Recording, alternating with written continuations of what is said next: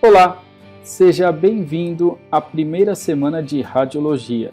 Sou o professor Rafael e este é o nosso vídeo de número 2.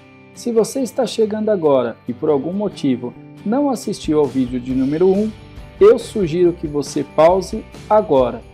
Logo acima, no menu superior deste vídeo, você terá acesso ao vídeo de número 1. Neste vídeo de número 2, darei continuidade ao conteúdo técnico que foi abordado na aula anterior, tudo bem? E antes de darmos continuidade ao conteúdo técnico da aula de hoje, eu quero agradecer a todos vocês pela participação na primeira semana de Radiologia. O evento está sendo um grande sucesso. O nosso vídeo de número 1 já ultrapassou a marca de 9.000 visualizações. Recebemos dezenas de comentários muito positivos, nos parabenizando pela iniciativa. E uma pergunta bem comum foi: professor, será possível darmos continuidade ao conteúdo sobre patologias por imagem após a primeira semana de radiologia? E a resposta é sim. Porém, isso vou conversar com vocês um pouco melhor no próximo vídeo, no vídeo de número 3. Lembrando que o nosso vídeo de número 3 irá ao ar na próxima sexta-feira, dia 7 de abril. Portanto, sugiro que continue nos acompanhando, pois teremos muitas novidades. Recados dados, daremos continuidade à aula técnica. Estão preparados?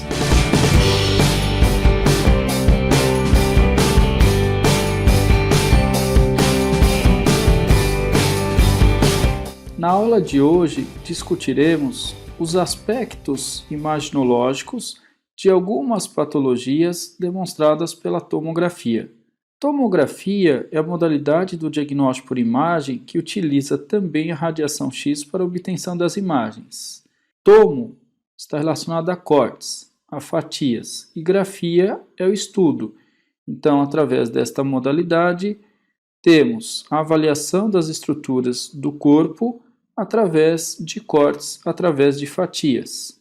Uma grande vantagem da tomografia em relação a outras modalidades é a possibilidade de avaliarmos o mesmo tecido variando o brilho e o contraste. Então nós vamos janelar o estudo, conceito terminológico utilizado para a tomografia, onde ajusta-se brilho e contraste, designando o estudo para avaliação de partes moles ou melhor avaliação do osso.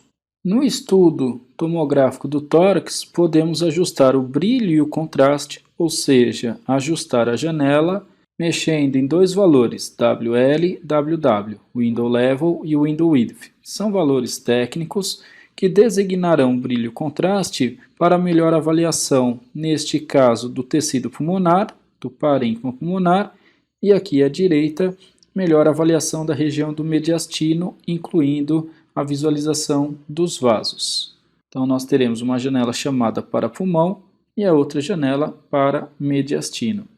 Iniciaremos nosso estudo patológico através da tomografia computadorizada, falando de uma patologia que vocês já conhecem, uma patologia que nós já discutimos na aula de número 1, que é a consolidação pulmonar.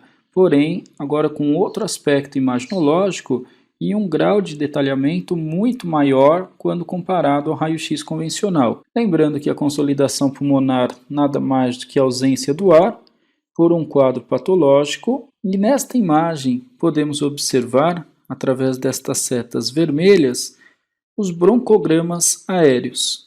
O que são esses broncogramas aéreos? Correspondem a visualização do ar no interior dos brônquios intrapulmonares. Como esse tecido adjacente está patológico, preenchido por secreção, gera-se esta diferença de densidade entre o ar que está passando pelo interior dos brônquios com a região de consolidação, bem característico de uma pneumonia, onde não há perda de volume. Seta verde nós temos o limite cissural, limite entre os lobos, e a seta amarela nós temos a interface entre o tecido patológico com o tecido normal. Uma outra imagem de consolidação pulmonar, novamente com visualização dos broncogramas aéreos, consolidação pulmonar e também não tem perda de volume parenquimatosa. Por que eu estou comentando desta perda de volume? Diferentemente da telectasia, muitos acabam confundindo ou até mesmo tendo dificuldade em diferenciar uma consolidação de uma telectasia. Na telectasia, também observamos ausência do ar, ausência de ventilação, porém por conta de uma obstrução, ou seja, nós temos um colapso pulmonar. Esta obstrução, este bloqueio à passagem do ar, geralmente ocorre logo na região do hilo pulmonar, consequentemente, o que está para frente não recebe esta ventilação. Duas características importantes da telectasia. Nós temos a perda de volume, percebam como o pulmão direito ele está maior do que o pulmão esquerdo, então o pulmão esquerdo ele murchou, perdeu volume, e no interior da patologia, desta ausência do ar, da falta de ventilação, ausência dos broncogramas aéreos, como foram demonstrados na consolidação pulmonar. Por isso eu separei um quadro bem interessante para que vocês tenham esta diferença imaginológica entre a telectasia e entre a consolidação pulmonar. Tanto a telectasia como a consolidação, nós temos ausência do ar em uma determinada região do pulmão. E a telectasia, mesmo do que o colapso pulmonar, obviamente ocorre a perda de volume, a anatomia fica deslocada para o lado da telectasia, nós temos algo mais linear, liso, em forma de cunha, e o ápice desta opacidade começa lá na região do hilo pulmonar, justamente onde ocorre esta obstrução. Na consolidação, como o pulmão, o ar que está no interior do pulmão foi substituído pelo quadro patológico, por alguma secreção, não há perda de volume. Então nós temos um volume pulmonar normal, sem mudanças anatômicas e é caracterizado por esta consolidação. Vou demonstrar este nódulo pulmonar. Eu demonstrei na aula de número 1 uma imagem de um nódulo, porém quero diferenciar e como nós interpretamos imaginologicamente os nódulos pulmonares pela tomografia. Lembrando que o nódulo pulmonar é uma lesão esférica, oval, diâmetro inferior a 3 cm, geralmente de contorno regular, janela para pulmão, janela aqui para mediastino. Este núcleo está calcificado, caracterizando um amartoma, um nódulo pulmonar benigno. E o que é interessante, que em algumas situações, quando há dúvida se é um nódulo pulmonar solitário, ou seja, uma condição benigna ou não, é importante administrar um meio de contraste. Um dos maiores pesquisadores de nódulos pulmonares é Swensen. E na pesquisa de Swensen, ele compara antes e depois da administração do meio de contraste, o quanto que esse tecido absorveu de contraste. Por quê? Normalmente, condições malignas são altamente vascularizadas. Se é altamente vascularizada, absorverá mais o meio de contraste. Como que ele utiliza esta ferramenta? Verificando a densidade do nódulo antes da utilização do contraste. Neste caso, apresentou 21,2 HU. O que é HU? Unidade de Hounsfield. Através desta ferramenta chamada ROI, mede a densidade e mostra esse valor. Quando há uma diferença acima de 15 HU, provavelmente trata-se de uma lesão maligna, ou seja, o resultado sairá como Swensen positivo. Vou explicar novamente. Verifico a densidade do nódulo, trabalhar com número redondo, aí eu tenho 20 HU. Verifico após a utilização do contraste, em algum momento eu observo 40 HU. De 20 para 40 eu tenho uma diferença de 20 unidades de Hounsfield. O que significa isso? Pelo protocolo de Swensen, acima de 15, vascularizou bem. Se vascularizou bem, condição maligna, Swensen positivo. Tenho 20 HU e após a administração do meio de contraste, em nenhum momento absorveu mais que 10 HU. Então teria 28, 26, abaixo de 10 HU. Um exemplo. Então, nós teremos o quê? Pouca vascularização. Se praticamente não vascularizou ou vascularizou muito pouco, seria caracterizado como um Swensen negativo. Estou dizendo, olha, é uma condição benigna. Trata-se de um nódulo pulmonar solitário. Conseguiram compreender? Nesta próxima imagem, olha uma lesão maligna. Então, neste caso, nem há necessidade de aplicar o protocolo de Swensen, porque já tem todas as características de uma lesão maligna. Diâmetro superior a 3 centímetros, contorno todo espiculado, todo irregular. Então, neste caso, não haveria necessidade de aplicar o protocolo de Swensen.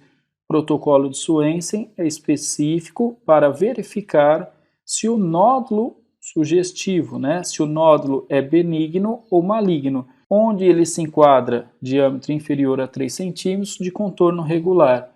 Se houver dúvida, administre o contraste. Nessas condições, administrando o contraste, nós estamos aplicando o protocolo de Swensen. Vamos às características imaginológicas do enfisema pulmonar. Todas essas imagens hipodensas de paredes bem definidas correspondem ao enfisema pulmonar. Esse é um enfisema centrolobular. Quem quiser saber mais, vale a pena estudar um pouquinho sobre os outros tipos de enfisemas. Mas, de uma forma geral, enfisema corresponde a uma doença obstrutiva crônica, ou seja, uma DPOC, caracterizada pela destruição dos alvéolos pulmonares. Então, o que nós temos aqui é o ar aprisionado pelo rompimento dos alvéolos pulmonares, caracterizando estas bolhas, estas imagens hipodensas no tecido parenquimatoso. Vamos avaliar agora um TEP. O que é o TEP? O tromboembolismo pulmonar. É um coágulo que está alojado aqui na artéria pulmonar. Nós temos uma TC de tórax, corte axial, janela para mediastino, protocolo realizado direto com a utilização do meio de contraste, no caso, meio de contraste iodado, e observem que a falha de preenchimento deste vaso pulmonar corresponde ao coágulo sanguíneo. Então, nós temos, na verdade, este coágulo normalmente se solta lá dos membros inferiores, viaja pelo organismo através dos vasos e se aloja nestas artérias pulmonares. Importante que vocês conheçam bem da anatomia. Tem a aorta ascendente, a aorta descendente, tronco da artéria pulmonar, a artéria pulmonar direita, veia cava superior. E neste momento percebam que após a administração do meio de contraste, caracterizando estas imagens hiperdensas, há um ponto onde há uma falha de preenchimento do meio de contraste, bem na artéria pulmonar direita, que caracterizou e evidenciou este coágulo, este trombo. Isso que é o TEP, é um exame de urgência, é um exame bem realizado nos protocolos tomográficos do tórax e não deixa de ser um exame de angio-TC, porque é uma avaliação vascular. Percebam a importância do meio de contraste. Nós temos a densidade da região patológica muito próxima à densidade do tecido, sem a utilização do meio de contraste. Então, o TEP, imaginologicamente, ele será caracterizado pela falha de preenchimento do meio de contraste. E para encerrar esta aula, eu separei duas das principais patologias avaliadas no estudo tomográfico do crânio, onde discutiremos a diferença imaginológica entre um AVE isquêmico e um AVE hemorrágico, também conhecido como AVC, acidente vascular encefálico ou acidente vascular cerebral, isquêmico ou hemorrágico. Terminologicamente, é mais adequado nos referirmos a AVE. Qual é a diferença do AVE isquêmico para o AVE hemorrágico? Vamos compreender estas características. O acidente vascular encefálico hemorrágico ocorre com rompimento de um vaso cerebral. Normalmente, é uma arteríola que nutre a artéria cerebral média. E o porquê desta característica imaginológica de hiperdensidade? Toda hemorragia forma-se um coágulo. Se forma-se um coágulo, nós temos um aumento da concentração de hemoglobina, portanto, eu tenho mais ferro naquela região na área da lesão. Se eu tenho uma maior densidade, pelo princípio de formação da imagem, haverá uma maior absorção de raio-x nesta área patológica, por isso uma imagem de hiperdensidade. Já o acidente vascular isquêmico, caracterizado por esta imagem hipodensa, nós temos a obstrução de um vaso, impedindo a passagem de oxigênio para o tecido cerebral. Consequentemente, temos um edema. No edema tem um acúmulo de líquido e o edema caracterizado por baixa densidade naquela escala de Honsfield. Por isso, nós teremos o AVE isquêmico com uma imagem hipodensa e o AVE hemorrágico com uma imagem hiperdensa. Conseguiram compreender? Vamos olhar outras imagens. Vamos avaliar o AVE isquêmico nas 3 fases: aguda, subaguda e crônica. Percebam que nós temos imagens de iso para hipodensidade, o que caracterizou o AVC isquêmico. Menos de 24 horas, o diagnóstico realizado após o ocorrido, vocês terão uma característica de uma imagem isodensa. Se vocês traçarem esta linha mediana dividindo o lado direito, o hemisfério direito, com o hemisfério esquerdo, percebam a diferença. Há um apagamento dos giros e dos sulcos, caracterizando um AVE agudo. Quando nós temos uma fase acima de 24 horas, até mesmo contando de 3 a 5 dias, vocês terão uma imagem já hipodensa. E quando é um AVE isquêmico, uma fase crônica, vocês terão uma imagem hipodensa, mais escura. Aí, de fato, não observaremos nada de tecido parenquimatoso e somente esta imagem mais hipodensa. Conseguiram observar? Vamos treinar. Coloco esta imagem e eu pergunto a vocês: qual é a TC? Trata-se de uma TC do crânio. Qual é o corte? Axial. Qual a janela? Janela para partes moles. Qual a patologia? Vamos olhar. Sempre comparem hemisfério direito com hemisfério esquerdo.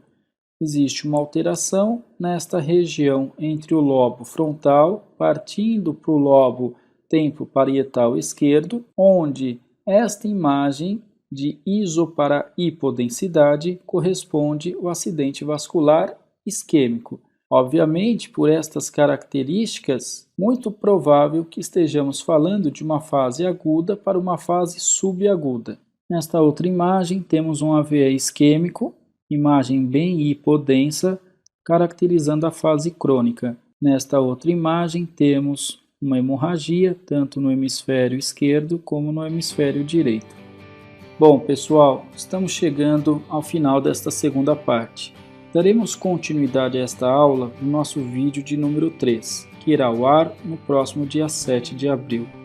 No vídeo de número 3, além de prosseguirmos com o nosso conteúdo técnico, darei detalhes de como vocês poderão continuar os estudos sobre patologias através de imagens, raio-x, tomografia e ressonância magnética após a primeira semana de radiologia.